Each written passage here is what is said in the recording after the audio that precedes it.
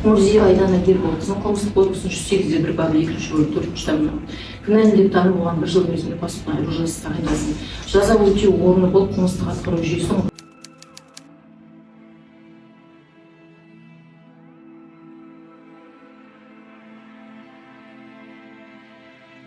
Ақмұрзия Айдана Ерболқызын қылмыстық кодекстің 108-1 бабы 2-ші бөлім 4-ші тармағы кінәлі деп танылып оған 1 жыл мерзімге бас бостандығынан айыру жазасы тағайындалсын. Жаза өтеу орны болып қылмыстық атқару жүйесін орташа қауіпсіздік кемесі тағайындалсын. Қылмыстық кодекстің 74-ші бір бөлігін қолданып Ақмұрзия тағайындалған бас бостандығынан айыру жазасын өтеу 1 жыл мерзімге кейінге қалдырылсын. Сұлтанғазы Ақбота Ғалымжанқызын қылмыстық кодекстің 108-1 бабы 2-ші бөлім 4-ші тармағымен кінәлі деп танылып оған 1 жыл мерзімге бас бостандығынан айыру жазасы тағайындалсын. Жаза өтеу орны болып қылмыстық атқару жүйесінің орташа қауіпсіздік мекемесі тағайындалсын. Сот үкімімен толықтай келісемін. Екі қызға да 1 жылдық бас бостандығынан айыру жазасы тағайындалды. Өзім де соны сұраған болатынмын. Сот әділ және де заңды өтті деп санаймын. Қатаң жаза түсті деп ойлаймын. Себебі менде ол жерде қатты жала жабылған болатын. Яғни молаға апарды. Сұлтанғазы Ақбота да мені дейді арқамнан тепті деген сияқты көптеген жала жабылды. Алайда оның бірі ешқандай да болған жоқ. Апелляциялық шағымға жазамын деп адвокатымен енді кеңесемін. Сол жазамыз деп ойлаймын. Себебі мен қазіргі таңда жалғызбасты анамын, 2 балам бар, 2 кәмелетке толмаған жасөспірім балам бар, алиментті де алмаймын. Мен балдарыма керекпін. 1 жыл жазасы бас бостандығынан айырылған жазасына өте қатты жаза деп мен келіспеймін. Ары қарай оның бәрінің сұрауы бар деп есептеймін. Ассалаумағалейкум. Кешегі күні Құралай дейтін қызды ұрған 2 қызға қатысты сот үкімі шықты. Сот 2 қызға 1 жылға кейінге қалдырумен 1 жылға бас бостандығынан айыру жазасын тағайындапты. Яғни 1 жыл үйінде болады да, кішкене балалар өскеннен кейін 1 жылдан кейін сот үкімін орындау керек болады. Енді қылмыстық іс тек қана бір статьямен қаралып, Қазақстан Республикасы қылмыстық кодексінің 108-ші бабымен, яғни денсаулыққа қасақана жеңіл түрде жарақат келтірді деген.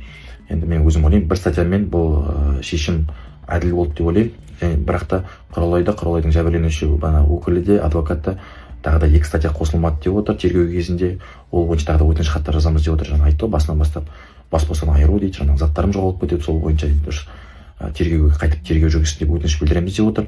Енді ары қарай құзырлы органдар өздері шешеді. Енді мен осы іске басынан бастап араластым, өздеріңіз білесіздер, іс 4 айдың үстінде жүрді, 5 айға жақын. Енді басында Құралайдың өзі жәбірленуші әлеуметтік желіге шығып халықтан көмек сұрады. Одан кейін осы көп әлеуметтік желі қолданушылар мені белгіледі, сол жерге кірісші Рүстем араласшы, заңсыздық болып жатыр, 2 қызды босатып жүріпті, үйіне неге қамамаған оларды деп. Одан кейін Құралайдың анасы маған хабарласты, олармен кездестім, көрдім, Құралаймен бірге келіп, Құралайдың бетінің көретін түрі болған жоқ. Енді денесінде көрініп тұр, соққының астына қалып қойған екен. Жағдайын барлығын түсіндіріп айтқаннан кейін осы іске араластым. Одан кейін генерал шықты, өзі жеке бақылауыма алдым деп. Одан кейін 2 қыз қамалды, білесіздер, 2 күнге. Одан кейін үйқамаққа жіберілді. Бірақ та 2 қыздың біреуі сол күні үйқамаққа жіберілген күні үйқамақтың шартын бұзды. Шыққан күні үйіне болудың орнына, мысалға жалғызбасты анаман деп отыр, үйінде балалар күтіп отыр. Анасы жүрді сол күні, қамалған күні шырылдап жүгіріп, енді сол полицияға келіп, өзім көзіммен көрдім, анасы жылап жүрген сол жерде. Енді анағы кез келген анаға ауыр тиеді, қызының қамалып жатқанын кім қалайды, ешкім қаламайды, абақтыға қамалған. Менде жүрегім ауырып бар қамал, бірақ та ол қамалған Ақбота деген қыз дәл сол күні шыққан күні баласының қасына барудың орнына, анасын сабырлыққа шақырудың орнына үйіне барып, ағасы бар ана жақта шырылдап жүрген ағасының қасына барудың орнына ол кальянный заведениеде отырды. Әлеуметтік желіге ашық видеосын салдым, өздеріңіз білесіздер. Енді 2 қызда үйқамақтың шартын бұзды, оны да білесіздер. Енді қоғамда неше түрлі проблемалар көтеріп жатырмыз, жалпы неше түрлі жағдайлар болып жатыр, қаншама құқық бұзушылық болып жатыр. Кейде болады деп адамдар, барлығымыз да қателік жібереміз, періште емеспіз. Кейбір адамдар болады, қателік жіберіп, заң бұзып, осындай жәбірленушілермен, осындай қоғамдық резонанс болып кеткен жерде, осындай шулап кеткен жерде жәбірленушіден жаңа кешірім сұрап, өзінің кінәсін, қателігін мойындап, жәбірленушімен ортақ бір шешімге келіп, ары қарай сотқа шейін жағдайды жеткізбей жатырған жағдайлар болып жатыр негізі. Біз ондайлар көріп жатырмыз да. Тіпті кейбір адамдар болады, құқық бұзған, енді осындай бір заңсыздық жасап қойған, әлеуметтік желіге видео шығып кеткесін өздері шығып кешірім сұрап, халықтың алдында басын осындай төмен қаратып кешірім сұрап, осындай жағдайлар куәсі болып жүрміз. Бірақ та бұл 2 қыздың тарапынан басқа да нәрселер байқадым мен. Іс басталғаннан бері енді екеуі әлеуметтік желіге неше түрлі жазбалар шығарып жүрді, өздеріңіз көрдіңіздер, неше түрлі аудио, видеолар шығарып жүрді. Керісінше білмеймін, енді бұл жерде кінәсін олар мойындады ма, мойындаған жоқ па, бірақ менің ойымша олар кінәсін мойындамаған сияқты. Сотқа мен видео түсіргенде де айтып отыр ғой, кеше Айдана деген қыз кальянныйдан ұстап алғанда мен одан кешірім сұрамаймын деп. енді оның өзінің шешімі, кешірім сұрай ма, сұрамайды ма, менің өзім ойлаймын, сотқа шейін жеткізбеуге болатын мүмкіндік болған сияқты оларда. Жәбірленушінің өзінің талаптары болып қойған, бірақ та ол талаптарды екеуі келіспеген деп айтып жатыр, енді талаптар келіспедік деп. Керісінше олар өздеріне қорғаушы алып, Құралаймен соттасты. Өздеріне дәлелдесі келіп, бірақ сот осына шешім шығарды. Енді Ақбота да айтып жатыр, мен дейтін жаңағыдай бұл жерде тек мен ештеңе істеген жоқпын, мен тек қасында қарап тұрдым, бүйттім, сөйттім деп, енді сотта айтып жатыр, мен кінәм қандай деп. Енді басынан бастап енді бүткіл сотта дәлелі болған видеолардың барлығы ол Ақботаның ұялы телефонына түсірілген видео. Ақбота Айданның қасында болған қыз өзінің ұялы телефонымен барлығын видеоға түсірген екен. Енді мен өзім ойлаймын, Ақбота енді өзі айтып отыр, енді мен барлық дәлел қолымда бар, мен оны ұрған жоқпын деп. Енді Ақбота өзінің қорғау мақсатында осындай видео түсірген шығар. Дегенмен де Ақбота бір нәрсені түсіну керек, бұл жерде Ақботаның автокөлігімен сол Құралайды соққан жерге апарылды. Демек, егер Ақбота сол жерге өзінің автокөлігімен апармайтын болса, Айдана ол жерде Құралайды ұрады ма, ұрмайды ма, ана жаққа апарып, ол да бір сұрақ үлкен. Мүмкін ол жерге апармаса, мүмкін осы жағдай болмайтын ба еді. Сол үшін бұл жерде Ақботаның қылмысқа тікелей қатысы осы үшін болып отыр ағайын.